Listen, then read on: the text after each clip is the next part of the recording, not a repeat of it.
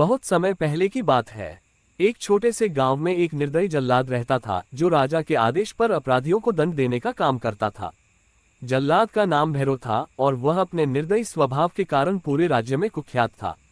उसकी तलवार के नीचे कोई भी दोषी बच नहीं पाता था। एक दिन राजा के दरबार में एक भयावह घटना घटी। एक शिशु को चोरी करने के आरोप में पकड़ लिया गया। गांव के लोग उस शिशु को लेकर दरबार में पहुंचे और बोले, महाराज, ये बच्चा हमारे गांव के देवस्थान से सोने का सिक्का लेकर भाग रहा था। इसे दंड दिया जाना चाहिए।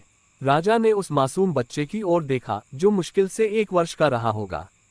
बच्चा न कुछ समझ रहा था, न कुछ बोल सकता था। राजा असमंजस में पड़ गए, लेकिन गांव वालों के दबाव में उन्होंने बालक को दंड देने का आदेश दिया। भैरव को बुलाया गया और कहा गया, कल सुबह इस बच्चे को सजा दी जाएगी। भैरव ने बच्चे को देखा और उसकी निर्दोष आंखों में खो गया। उसने सोचा, कैसे कोई इतना छोटा बच्चा चोरी कर सकता है, और अगर किया भी है तो ये दंड के योग्य नहीं है। उस रात भैरव को नींद नहीं आई। पहली बार उसका कठोर हृदय पिघलने लगा। वह सोचने लगा, ये कैसा न्याय है, जो अभी बोल भी नहीं सकता वह दोषी कैसे हो सकता है। सुबह हुई और पूरे गांव के लोग दंड प्रक्रिया देखने के लिए एकत्र हुए। राजा भी दरबार में उपस्थित थे।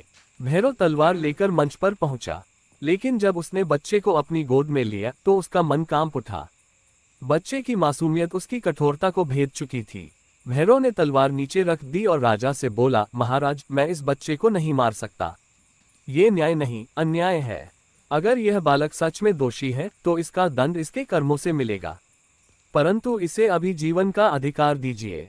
राजा ने भैरव के शब्दों को सुना और गंभीर हो गए। कुछ देर सोचने के बाद उन्होंने बच्चे को क्षमा कर दिया।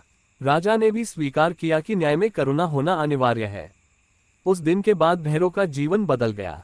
उसने ठान लिया कि वह न्याय का विरोध करेगा और हमेशा निर्दोषों की रक्षा करेगा। इस प्रकार एक मासूम बालक ने जल्लाद के कठोर हृदय को बदल डाला। कहानी का संदेश, न्याय में करुणा और समझदारी का होना आवश्यक है। जीवन को बचाना सच्चे न्याय का प्रतीक है। आपको ये कहानी अच्छी लगी हो तो कृपया इस चैनल को सब्सक्राइब और लाइक करें। धन्यवाद।